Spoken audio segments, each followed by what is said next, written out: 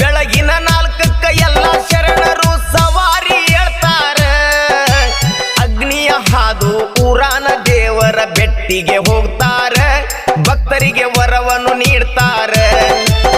ದೇಸಾಯಿಯವರ ಮನೆಗೆ ಭೇಟಿ ಕೊಟ್ಟು ಬರ್ತಾರ. ಸಂಜೆ 4ಕ್ಕ ಹೊಳಿಗೆ ಹೋಗಾಕ ಆಗ್ತಾರಿ ತಯ್ಯಾರ. ಇವರು ಸತ್ತುಳ್ಳ ಶರಣರ. ಕಲಿಯುಗದಾಗ ಕರುಣಾಮೂರ್ತಿ ಬೀಬಿ ಫಾತಿಮರ. ಯಲಬುರ್ಗ ತಾಲೂಕು ಮುರುಡಿ ಗ್ರಾಮದಾಗ ಅವತಾರ ವ್ಯಕ್ತ್ಯಾರ.